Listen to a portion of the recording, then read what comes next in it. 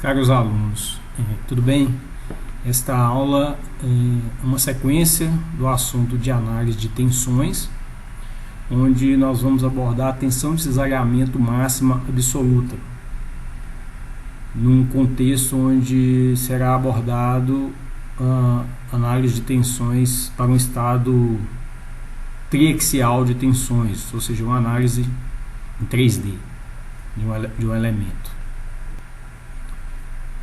Aqui é só para a gente relembrar da aula anterior, né, onde a gente partia de um estado geral de tensões, mostrando para um caso reduzido num plano, como que é um estado plano de tensão, uma visão bidimensional. Então, em aulas anteriores, nós mostramos como ocorre a transformação de tensão no plano. Nós mostramos esse exercício de aplicação baseado no livro do Ribler da 7ª edição. Revisão, deixei nesse slide aqui para a revisão do que foi visto. Então são as equações de transformação de tensão no plano. As tensões principais no plano, né, as equações de σ1 e σ2. E como que se avalia o ângulo θp também foi mostrado. Esse ângulo θp é o ângulo na qual ocorrem as tensões principais. Lembrando que as tensões principais ocorrem num elemento, numa situação onde a tensão de cesariamento é nula. Também mostramos a tensão de cesariamento máxima no plano, onde essa tensão de cesariamento máxima, dado por essa raiz quadrada, a gente deduziu que, na verdade, essa raiz quadrada é o raio do círculo de Mohr, também visto na aula passada. E a tangente de 2θs para obter o θs, que é a orientação na qual ocorre a tensão de cesariamento máxima, nesse plano. Então aqui é a representação do círculo de Mohr, visto em aulas anteriores, né, onde temos a indicação das tensões principais σ1 e σ2 e da tensão máxima de cesariamento, σ1, σ2 indicado aí na cor vermelha e a tensão máxima de cesariamento na cor azul. Bom, então nessa videoaula o objetivo é fazer uma abordagem da tensão máxima de cesariamento, porém absoluta. Então vamos partir do princípio que a gente tem um estado geral de tensões num sistema de eixos XYZ,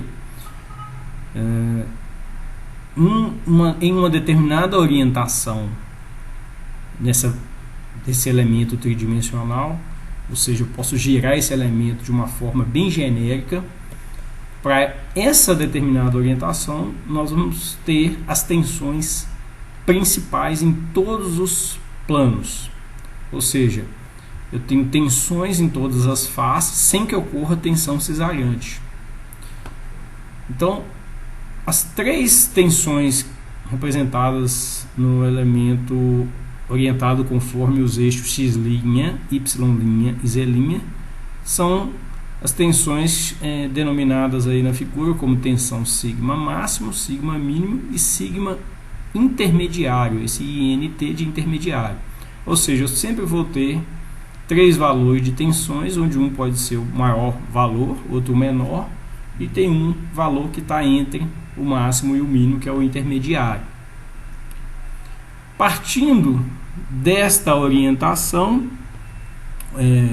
x', y', z', onde se tem as tensões principais, também eu posso buscar uma orientação onde a tensão máxima absoluta pode ser detectada. Então, nessa figura inferior aí à direita, observem que nas faces onde a tensão de cesariamento máximo absoluto ocorre, também eu tenho uma tensão sigma máximo mais sigma mínimo sobre 2, ou seja, a média entre o máximo e o mínimo em todas essas faces que ocorre a tensão de cisalhamento máxima.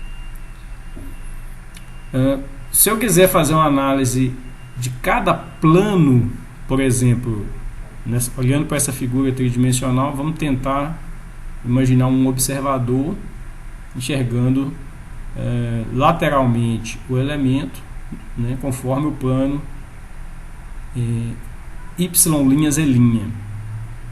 Então, nesta visão, eu consigo enxergar a tensão mínima e a intermediária. Mas se eu olhar no plano X', Z', eu enxergo a tensão sigma máximo e sigma mínimo. E uma visão superior do elemento, plano X', Y', eu tenho a tensão máxima e a tensão intermediária. Então eu posso, para cada plano, desenhar um círculo de Mohr da mesma forma que a gente aprendeu a fazer o círculo de Mohr lá no plano. Então para cada plano eu faço um círculo de Mohr. E aí eu tenho uma representação de 3 círculos de Mohr, onde o círculo de Mohr maior a gente enxerga as tensões máxima e mínima, mas o círculo de Mohr o pequenininho, onde eu tenho a máxima intermediária, e o círculo de Mohr com um raio intermediário entre os dois, eu tenho a tensão mínima e a tensão intermediária. Observem que basta jogar as coordenadas da tensão sigma e zero, porque o cisalhamento é zero, que eu consigo representar qualquer um desses círculos de Mohr do jeito que a gente aprendeu em aulas anteriores. Se eu pegar o elemento tridimensional com uma orientação na qual ocorre a tensão de cisalhamento máxima absoluta, e posso fazer também para cada plano desse elemento essa representação, né, onde eu tenho a tensão máxima absoluta ali no plano X', Y', desse modelo. Bom, então, olhando novamente aquele círculo de Mohr, a gente observa o seguinte: como eu tenho 3 situações, 3 planos, onde eu enxergo uma tensão máxima, só uma delas será a máxima absoluta, que é o maior valor possível, né? Então, como eu tenho 3 círculos de Mohr, eu enxergo tensões de cisalhamento máxima nos 3, e a máxima absoluta será correspondente a esse ponto destacado aí na cor verde. Então a tensão de cisalhamento máxima absoluta tem como equação o seguinte: a tensão absoluta é igual a sigma máximo menos sigma mínimo sobre 2. Observe que essa equação é uma mera formalidade, uma vez que, se eu fizer essa conta, sigma máximo menos sigma mínimo sobre 2, eu vou ter a dimensão do raio do maior círculo, né? Sigma máximo menos sigma mínimo é o diâmetro, dividindo por 2 vai ser o raio, que é a tensão de cisalhamento máxima absoluta, tá? Assim como a fórmula da tensão média é o sigma máximo mais sigma mínimo sobre 2, que é uma média, que vai corresponder à posição do centro do maior círculo de Mohr.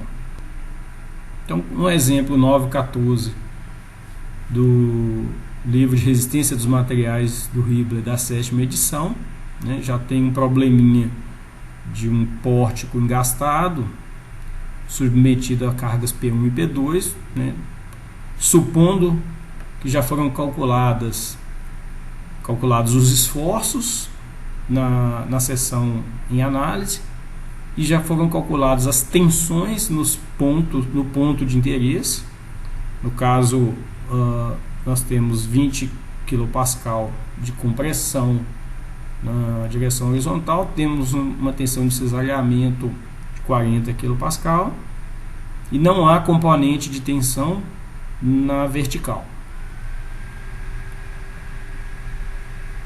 Se eu fizer a resolução desse problema conforme as aulas anteriores, né, eu represento um ponto da face do elemento, encontro o raio, traço o círculo de Mohr, né, usando as equações que a gente já conhece para obtenção do centro desse círculo, né, que é a posição sigma médio. Usando a fórmula do raio, a gente consegue traçar o círculo de Mohr. E o passo seguinte, né, é obter as tensões principais desse elemento. Então eu tenho a tensão máxima e a tensão sigma máxima e sigma mínimo, né, devidamente calculado. Então, se eu tentar analisar esse resultado das tensões principais no elemento, a gente tem o seguinte: a tensão máxima é 31,2 kPa.